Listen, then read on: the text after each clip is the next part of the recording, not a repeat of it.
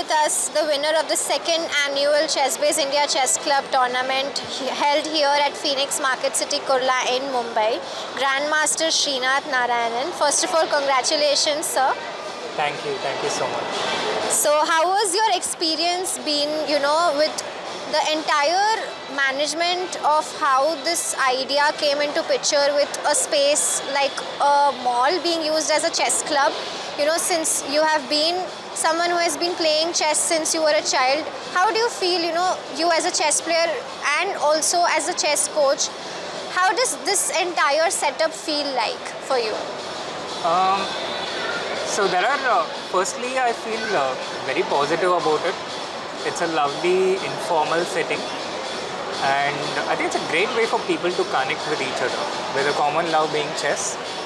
And I can people getting access to Sagar, who otherwise they would be watching him commentate so many hours on ChessBase India, and to watch people they watch on video live, and also just to interact with each other offline, in the offline space away from the screens. I think it's an amazing positive. In terms of the tournament, for me there was a lot of background audio, which was a bit of a challenge, and also the schedule was quite tiring. I felt 9 games packed in one day in a rapid time control. The World Rapid has at best 5 rounds per day, but 9 rounds was quite tiring. But on the whole, it was I really love the concept of the chess club, and I would love to visit it more and more whenever I get a chance. Thank you so much. And which were if you had to pick, your favorite games, which ones would that be from these 9 rounds? So I was quite happy with my game against Samed, especially towards the finish. And I think I also played well against Nubair in terms of quality. My most challenging game was the third round, where I was in some serious trouble.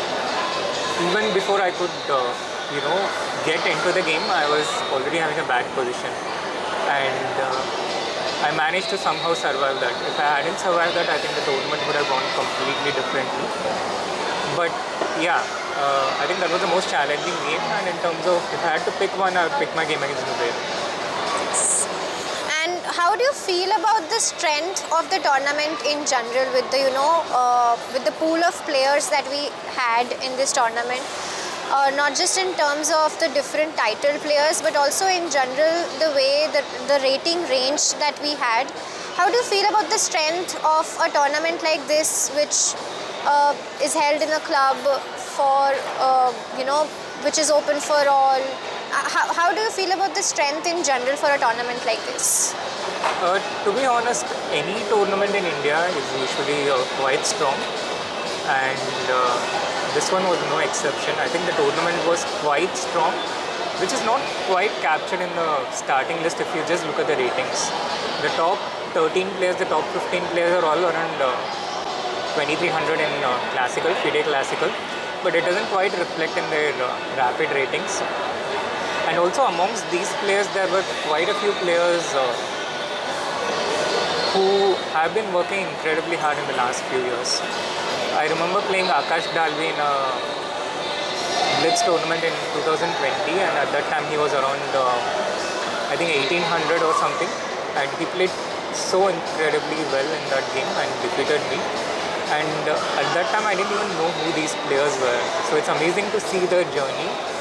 And Mihir Shah is another example. He's been a regular at the ChessBase India Club every month, and he's so incredibly underrated that it's not yet even reflected in the FIDE Classical. He plays Arena Kings every week on chess.com, I think. Not every week, but he plays it quite regularly. So he's all these players are very underrated and much stronger than how they look. I also remember there's a player called Vedant against whom I drew the last year in a similar tournament in IIT Bombay, and he was just 1700 or 1600.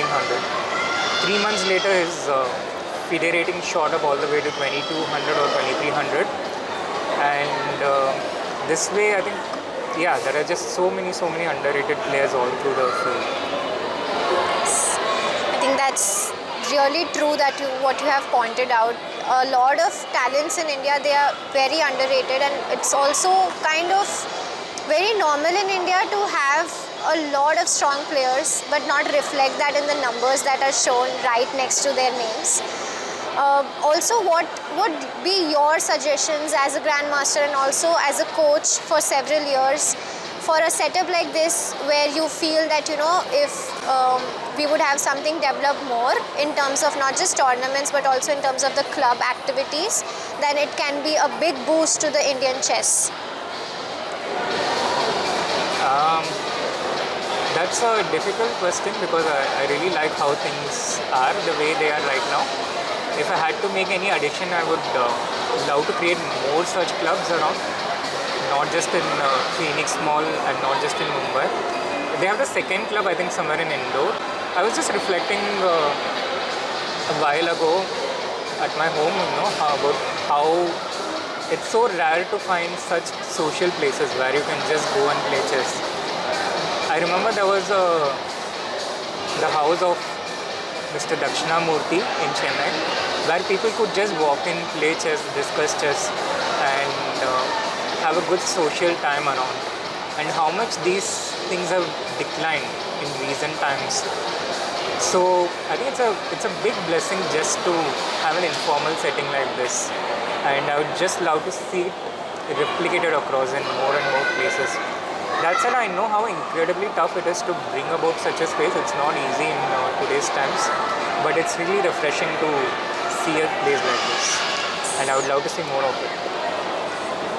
And coming to you, reflecting on some of your stories, how did you come all the way from Chennai to Mumbai and decide to play this tournament?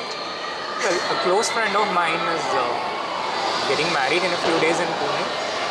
So when I heard about the second anniversary of ChessBase India, so close to the wedding, I thought, why not? Why not just combine it? Thank you so much for joining us for this interview and also for joining us for this tournament and winning it. Congratulations. Thank you so much, and also a big congratulations to you for the second anniversary. Thank you. And since we have you here, why not just know your favorite pick from the candidates this year? I think I already mentioned my pick in a recent video, but yeah, I mean, if I had to be objective, I think Fabiano and Goriachkina are the respective favorites. But having said that, it's the candidates, so anyone can win.